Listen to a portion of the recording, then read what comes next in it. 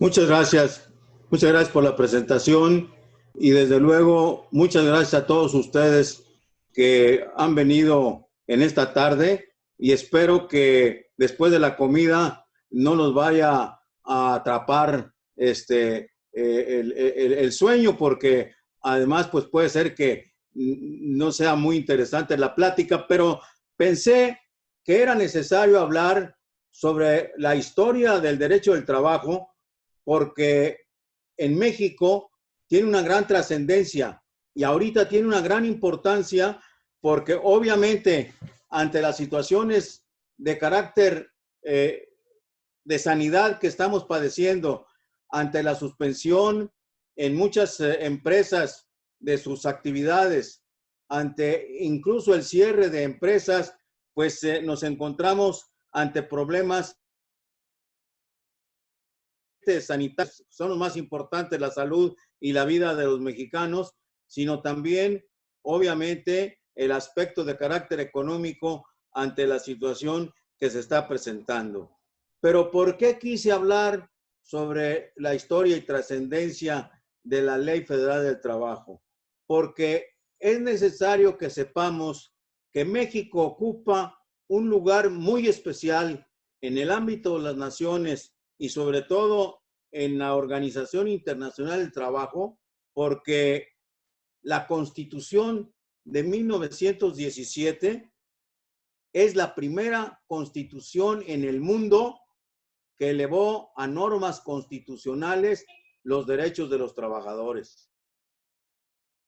Ahí se ve la gran visión de nuestros constituyentes, hombres de todas de todas clases sociales y de todas actividades, militares, profesionistas, campesinos, obreros, en fin, una gama en el Congreso Constituyente de 1916 para que emitieran la Constitución de 1917, y gracias también a la visión de don Venustiano Carranza, que tuvo la idea de que había que conformar, por eso llamó él el Ejército Constitucionalista, una constitución que viniera a reformar la Constitución progresista de 1857. Así fue como se realizó a través de ciertas comisiones. Al llegar a la discusión del artículo 5º constitucional de la Constitución de 57, hubo una proposición de ciertos diputados que dijeron que el artículo 5º, que se refería al derecho al trabajo, al derecho al ejercicio profesional de las personas, en fin, debería ser ampliado. Debería reconocerse las inquietudes que hubo en la Revolución Mexicana, producto también de ciertos movimientos obreros, la huelga de Cananea, las huelgas de Santa Rosa, las huelgas de Nogales en Veracruz, en fin, todas esos movimientos obreros trajo como consecuencia el que el constituyente de 17 llegara a la proposición de que hubiera un capítulo especial sobre el derecho del trabajo y la previsión social. Verdaderamente, en la exposición de motivos se procedió en esa iniciativa, que fue redactada por el licenciado Macías y por otras personas que formaban un núcleo original, y aprobaron los diputados que suscribieron con su firma el proyecto de bases constitucionales que se presentó al Congreso de Querétaro. En ese escrito expusieron con amplitud, dice el ingeniero Rose, que fue uno de los que impulsaron precisamente en el Congreso de Querétaro el establecimiento de un capítulo.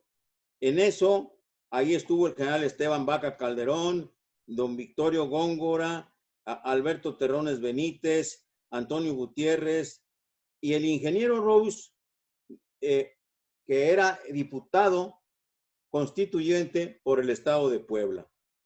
Verdaderamente intervinieron una serie de diputados que lograron que en el Congreso Constituyente se aprobara el capítulo denominado del trabajo y de la provisión social, que vino con mucho a adelantarse a todas las constituciones del mundo, en donde se reconocieron como derechos sociales y constitucionales los derechos de los trabajadores. Ahí se estableció la jornada de 8 horas, se estableció un trabajo que fuera reconocido por los patrones y obviamente una jornada de 8 horas diurna, 7 nocturna y 6:30 mixta.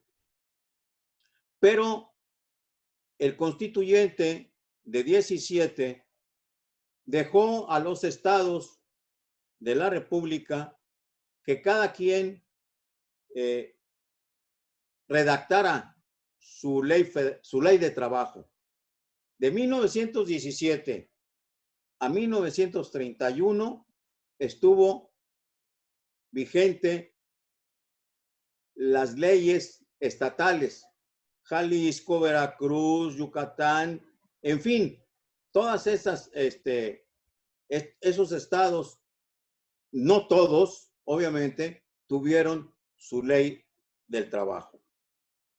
Pero al acercarse el año 27, 28, 29, 1929, 1928, se vio que varios estados no tenían leyes de trabajo y que los que las tenían eran leyes de trabajo que no estaban unificadas los criterios en cuanto a su aplicación, en cuanto a su determinación, aunque claro, todos estaban dentro del conjunto de lo que establecía el artículo 123 constitucional. Que por cierto, el artículo 123 constitucional, la visión de los constituyentes fue tal que se adelantaron a su época, indiscutiblemente.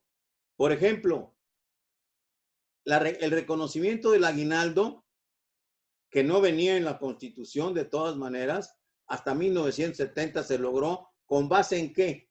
Con base en los contratos colectivos que para 1970 ya existían, porque la primera ley federal del trabajo se expidió en 1931. Pero la Constitución previó, por ejemplo, el salario mínimo, el derecho a la vivienda, que por cierto se estableció en la ley de 70, pero que al ver que no era aplicable porque se requería todo el ingreso bruto de México para poderle proporcionar habitación a los trabajadores. Y entonces se decretó una vacatio legis, o sea, se suspendió la aplicación del capítulo de la habitación para los trabajadores durante 2 años, mientras se llegaba a una fórmula que permitiera que los trabajadores tuvieran, obviamente, derecho a la habitación. ¿Por qué? Porque como venía redactada la ley de 70, no se sabía si bastaba con que proporcionara el patrón la llave para que abrieran la casa o tenía que construir toda la casa a favor del trabajador. Esto parece ahorita ya de chiste, pero esa fue la verdad, ¿no? Se encontró con que la realidad era otra y entonces hubo muchas propuestas, pero hubo un ejemplo que determinó mucho el que exista ahora el Infonavit. Y fue un instituto de bienestar social que existía en Jalisco, en Guadalajara concretamente. los patrones y los trabajadores se habían unido para aportar ciertas cantidades y el Instituto de Bienestar Social manejaba la habitación para trabajadores que pertenecían a ciertas industrias que colaboraban a ese establecimiento del Instituto de Bienestar Social.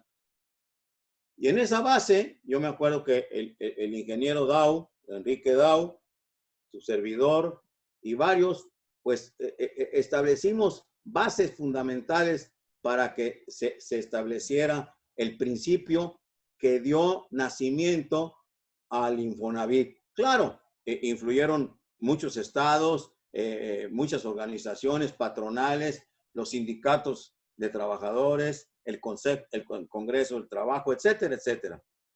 Entonces, ahí vimos cómo realmente el constituyente de 17 se adelantó, como se adelantó en la participación de utilidades, que no vino a ponerse en práctica hasta 1962. Así como hasta 1972 se estableció el Infonavit, hasta 1962 se estableció la participación de utilidades de los trabajadores, en donde ahí me inicié, como quien dice, en el derecho del trabajo, porque siendo yo oficial mayor de licencias y padrón del Ayuntamiento de Guadalajara, el presidente era don Francisco Medina Asensio, de feliz memoria, y que el don Eleodoro Hernández Loza, secretario general de la Federación de Trabajadores de Jalisco, de la CTM de Jalisco, pues fue y le solicitó al señor presidente municipal que me permitiera a mí ir al Congreso Nacional del Derecho del Trabajo, promovido por la Academia Mexicana del Derecho del Trabajo y la Previsión Social, a la cual pertenezco desde 1970, para que yo representara en ese momento a la Federación de Trabajadores de Jalisco, o sea, la CTM de Jalisco, porque el abogado de la CTM de Jalisco era Ramiro Acosta Castillo, un gran amigo mío, un gran abogado, especialista en Derecho del Trabajo, pero que estaba enfermo de hepatitis, y en aquellas épocas, en 1962, pues de hepatitis era para estar ahí casi 90 días sin moverse, ¿verdad? Entonces, pues así me tocó, por azares del destino, iniciarme en el derecho del trabajo, gracias a don Eleodoro Hernández Loza, y desde entonces me apasioné, y a partir de 1970 fui el profesor de Derecho del Trabajo en la Universidad de Guadalajara hasta mi jubilación, casi 50 años. Por eso me apasioné del derecho del trabajo cuando me adentré en todo esto, en la historia del derecho de la Constitución de 17 y fundamentalmente en los artículos 123 y 27 constitucional, uno dedicado a los aspectos de los trabajadores, a los obreros, y el otro fundamentalmente de los derechos de los campesinos mexicanos. Pero también en el artículo 123 se estableció la seguridad social. ¿Y cuándo vino a constituirse el Instituto Mexicano del Seguro Social? Hasta 1943, en el gobierno del general Ávila Camacho, que fue cuando se echó a andar el Seguro Social, que ha sido tan útil y tan necesario para los trabajadores mexicanos, para todos.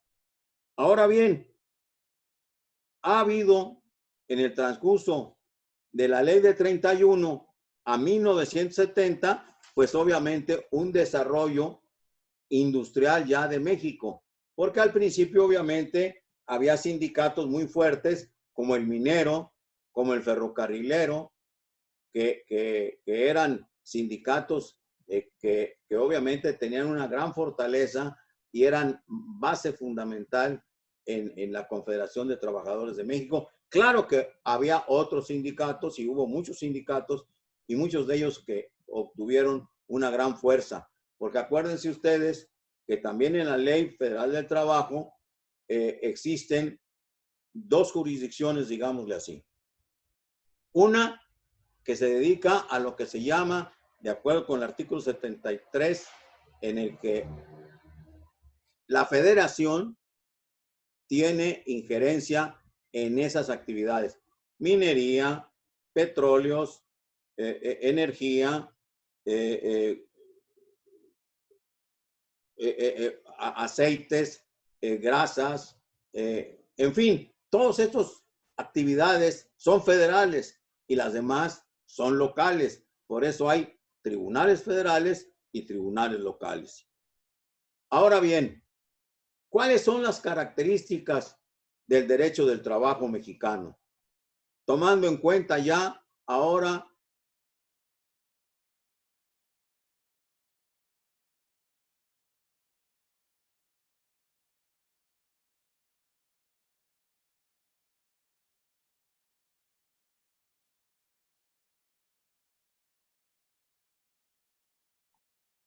Vamos a dar un momentito para que se restablezca la comunicación del maestro Adalberto.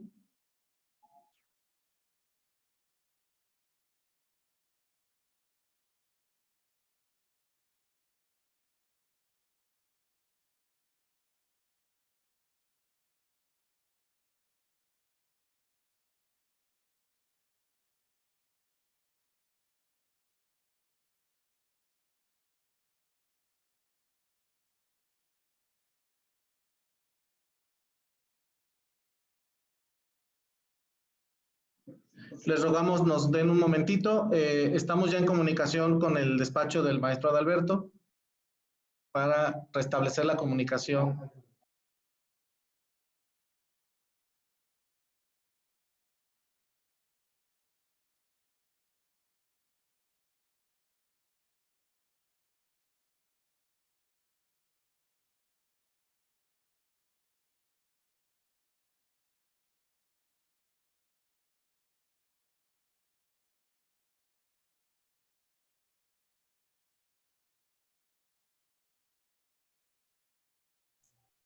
Ya nos reactivó el sonido.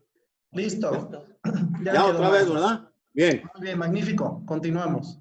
Gracias. Les decía a ustedes que este es un derecho inconcluso porque contiene la ley las garantías mínimas, obviamente. Y en ese derecho dinámico, la ley ocupa un nivel intermedio en las normas laborales. ¿Por qué? Porque la ley establece las condiciones mínimas para los trabajadores. Por ejemplo, si la ley del trabajo dice que el trabajador tiene derecho mínimamente por el primer año de trabajo a 6 días, el contrato colectivo puede el sindicato llegar a acorde con la empresa y poner como días de descanso de vacaciones como mínimo 8 en lugar de 6 que marca la ley. Y eso está permitido. Lo que no está permitido y se tiene por no puesto y es nulo de pleno derecho, si yo acuerdo, patrón, con el trabajador, el que el primer año tenga derecho a 5 días o a 4 días. No puede ser ningún acuerdo que yo tenga como patrón con el trabajador o del trabajador con el patrón menor que lo que establece la Ley Federal del Trabajo. Por eso, hay otras dos reglas que son importantes. Primero, el principio de la regla más favorable para el trabajador. O sea, en caso de duda, la ley, la Junta de Conciliación establece que en caso de duda se estará a lo más favorable al trabajador. Y voy a poner un ejemplo que lo viví en carne propia. Esa no me la platicaron. Resulta que, por ejemplo, en el derecho que tienen los trabajadores en cuanto a la prima de antigüedad, se dice que el trabajador tendrá derecho a la prima de antigüedad cuando renuncie voluntariamente si tiene 15 años de trabajar en la empresa. Sin embargo, un principio de inequidad es aquel en que dice que el trabajador que sea despedido justificada o injustificadamente tendrá derecho a la prima de antigüedad, cualquiera que sea su antigüedad. Obviamente que durante muchos años peleamos y dijimos que no era justo, que esto no debería ser así, que obviamente se tenía que respetar el principio por el que fue creada la prima de antigüedad. Y el principio por la que fue creada la prima de antigüedad fue precisamente el que el trabajador fuera leal a la empresa y durara por lo menos 15 años en ella para tener derecho a la prima de antigüedad. Pero al venir la resolución de que debería ser, en caso de que fuera despedido justificado o injustificadamente, el que tenía derecho a cualquiera que fuera su antigüedad, pues obviamente que dijimos que no. Pues durante muchos años estuvimos manejando eso hasta que llegó un magistrado, que por cierto fue alumno mío en la preparatoria del Cervantes, que desgraciadamente acaba de fallecer, Sergio Salvador Aguirre Anguiano, y dijo, a ver, un momentito, aquí hay un principio en el derecho del trabajo que dice que se estará, en caso de duda, se estará en lo más favorable al trabajador. Y lo más favorable al trabajador es que tenga su prima de antigüedad si es despedido justificada o injustificadamente. Y ahí se acabó la discusión y ahí nos acabamos nosotros también en la discusión porque se aplicó la regla más favorable. Bien, también en materia laboral se invierten para los abogados la jerarquía de las leyes. Primero es la ley y después vienen la costumbre, los usos, etc. Y aquí primero son lo que establecen los contratos colectivos, el acuerdo del sindicato con la empresa. Ese es el principio fundamental que se tiene en materia laboral. El derecho del trabajo tiene una fuerza expansiva. ¿Qué quiere decir esto? Por ejemplo, en el siglo XIX, el derecho del trabajo era la regla de excepción en las relaciones de las personas. O sea, el derecho privado era el derecho general, el derecho común y el derecho del trabajo era por excepción. O sea, primero se iba a los juzgados civiles y después a los juzgados laborales. Y ahora no. Ahora a las juntas de conciliación y arbitraje, primero se va el que tiene una relación de trabajo, llamémosle como le llamemos, no voy a entrar en eso ahorita, obviamente, y después, obviamente, el derecho civil.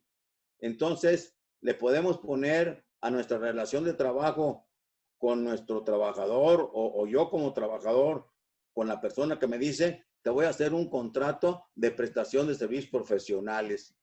Pues, si no lo demuestro bien, primero demando en la junta y si ahí en la junta me dice, no, si es un contrato de prestación de servicios profesionales, no es un contrato de trabajo, pero es por excepción.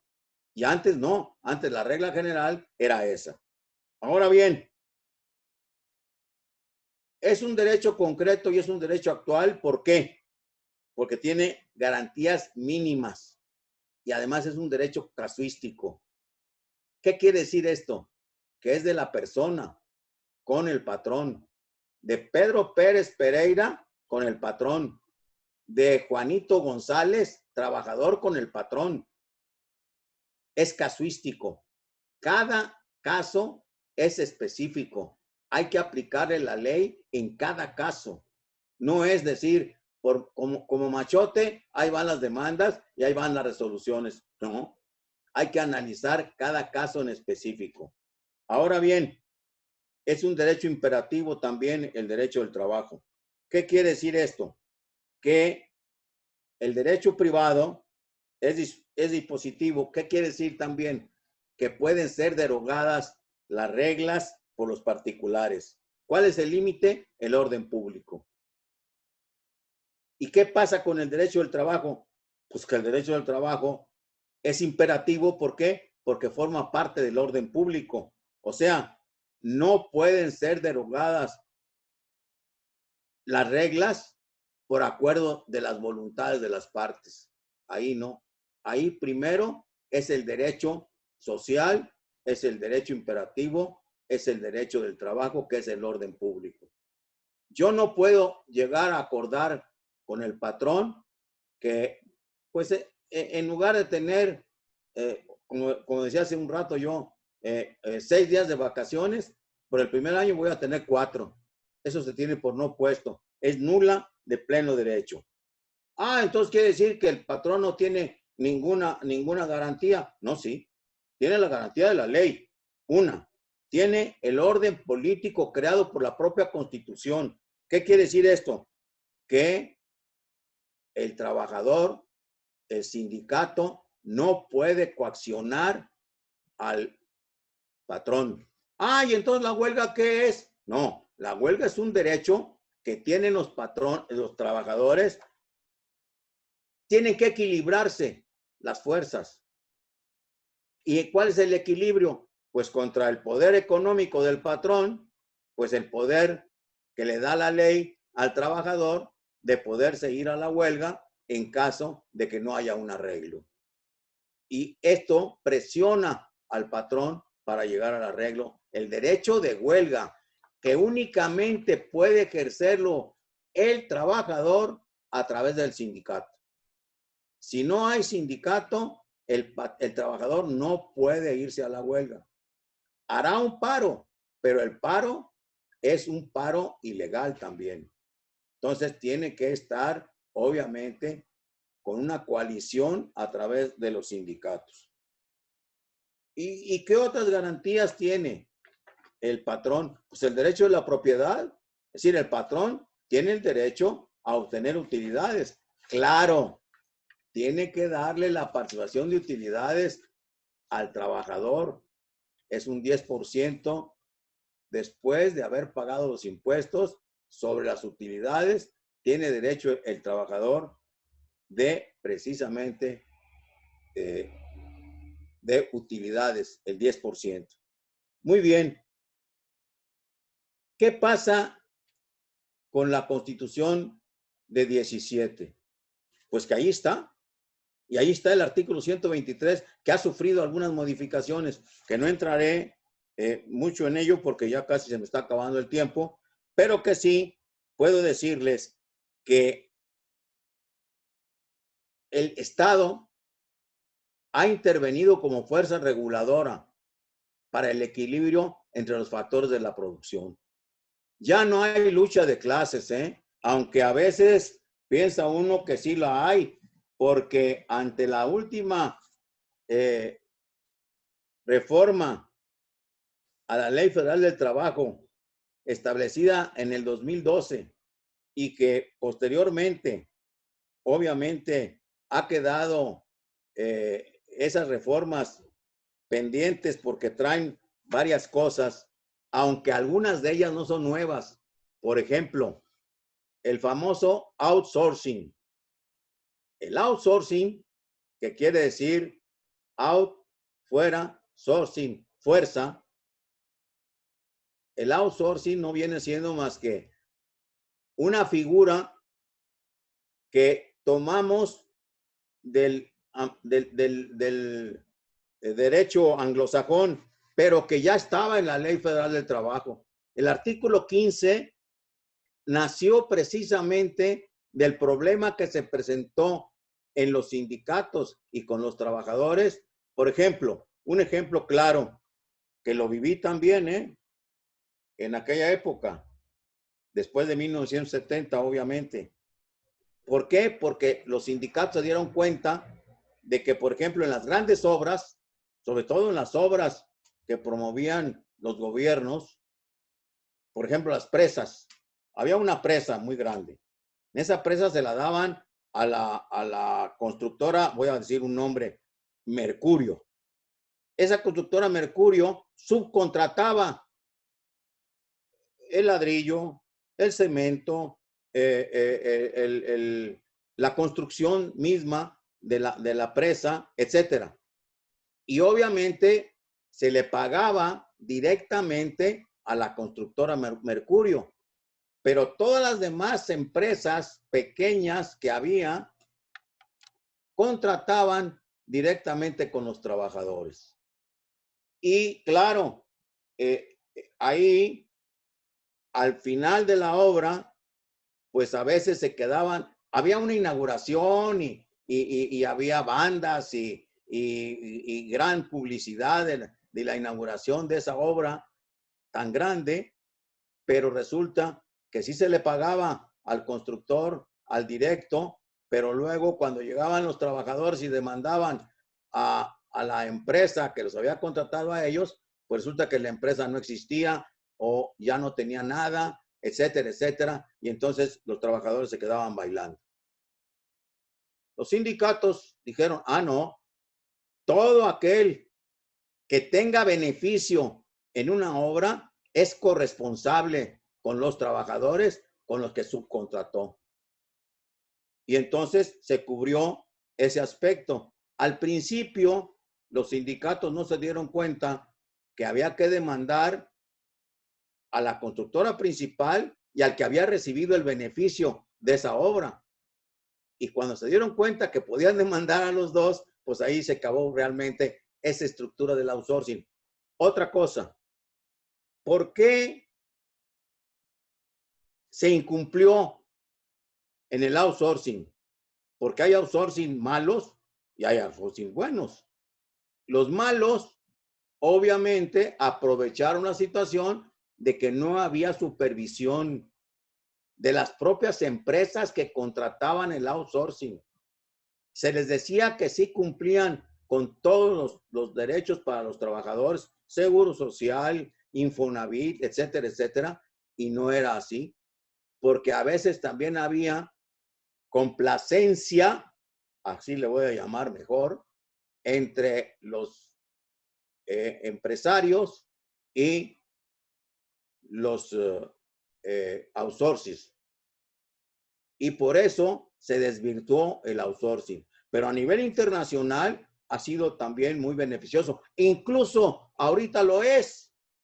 ¿A través de qué? El propio gobierno estatal y municipal, federal, subcontratan, tienen outsourcing.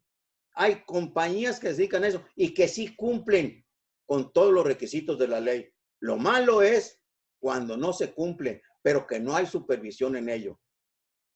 Otro ejemplo de la práctica. Las trabajadoras domésticas, que ahora se ha hecho un gran escándalo, que qué barbaridad, que no se han cumplido con ellas, que no se tiene cuidado con las trabajadoras domésticas.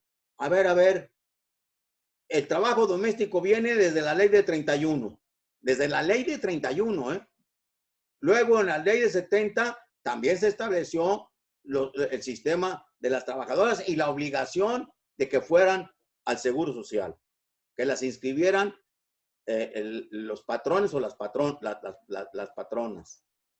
¿Qué pasó? Pues como a veces decimos, ¿no? Oye, pues se fue fulanito o fulanita como una chacha sin avisar y en efecto se iban las trabajadoras domésticas sin avisar y la patrona pues obviamente no tenía el cuidado de irlas de dar de baja al seguro y claro que se acumulaban ahí los bimestres y llegaba el seguro y le cobraba a la patrona. ¿Y qué pasó? Figúrense ustedes a 100 señoras protestando en el Seguro Social al mismo tiempo. No, dijo el Seguro Social, pasen los príncipes cristianos en toda la República, Mejor que sea voluntario. No les vamos a exigir, pero que fue voluntario porque el Seguro Social tampoco tenía los suficientes inspectores y los suficientes empleados para seguirle la pista a los patrones y a las trabajadoras que se habían ido. Y fue un problema grave en aquella época. Todavía no existían las computadoras, todavía no había un control específico de ellas. Y luego se vino a hacer un gran escándalo, pero los que desde entonces estábamos en el derecho del trabajo, también vimos que obviamente fue por falta de supervisión y también por falta de que el Seguro Social ya no quiso tener ese problema. Bien, ¿qué tenemos ahora? Pues ahora tenemos aspectos de la nueva reforma a la Ley del Trabajo del 2012. Resulta que en la Ley del Trabajo del 2012 se crean ciertos institutos como el Centro Federal de Conciliación y Registro Laboral, que obviamente va a tener que registrar todo, pero que en la ley vienen unos transitorios que obviamente inician desde a los 180 días, a los 2 años, a los 3 años y hasta los 4 años empezarán a funcionar ciertas instituciones que establece la reforma del 2012. Y ahí es donde viene también, eso será motivo de otra charla después, una de las reformas al Seguro Social por los especialistas en Derecho Social, otra sobre los aspectos de las reformas de la Ley Federal del Trabajo, sobre todo en los nuevos esquemas de contratación, en la suspensión de los efectos de las relaciones del trabajo, de las nuevas disposiciones sobre los aspectos laborales en la contratación, en lo que ellos llaman algunos de contratos de protección. Y claro, cuando empecé a ver ese movimiento de los contratos de protección que algunos sindicatos nacionales de izquierda, porque hay que decirlo, pues empezaron a trabajar sobre eso, pues vimos que obviamente el Centro Federal de Conciliación y Registro Laboral, con los centros que va a haber en cada estado también, pues tendrán que registrar todos los contratos colectivos de trabajo, todos. Y para eso es una labor titánica, pero claro, ahora ya hay afortunadamente el aspecto de la computación que vendrá a alivianar un poco este trabajo, pero que ahorita están hechos obviamente un problema ante esa situación. Es importante que sepamos que sigue siendo México, la República Mexicana, a través de su constitución política, la primera, porque fue antes de 1919, cuando terminó la Primera Guerra Mundial, y en 1919, cuando la Constitución de Weimar en Alemania también elevó a normas constitucionales los derechos de los trabajadores. Pero fuimos México los primeros.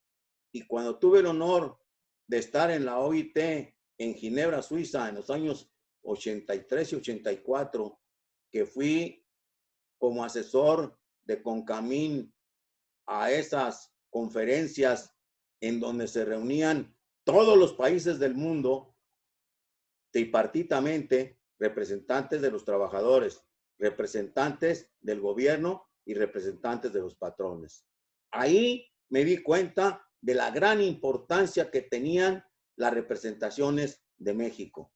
Ahí el representante de la CTM, de los trabajadores de México, de todos, el representante de la CONCAMIN, eran consultados por todos los países sobre, claro, cada quien en su rama, los trabajadores, los patrones, el Estado, ¿verdad? Porque veían en México siempre un país con una gran experiencia en materia laboral. Y me sentí orgulloso, siempre me he sentido ser orgulloso de ser mexicano, pero ahí de ser abogado laboral mexicano por el reconocimiento que tenemos en el mundo laboral y en el mundo político en ese aspecto. Por eso quise darles pincelada de lo que es la ley del trabajo, porque creo que debemos estar todos atentos a esa situación de lo que va a venir después de la pandemia, que ya se empiecen a llevar a efecto todas las situaciones que establece las reformas de la Ley Federal del Trabajo de 2012. Gracias por su atención.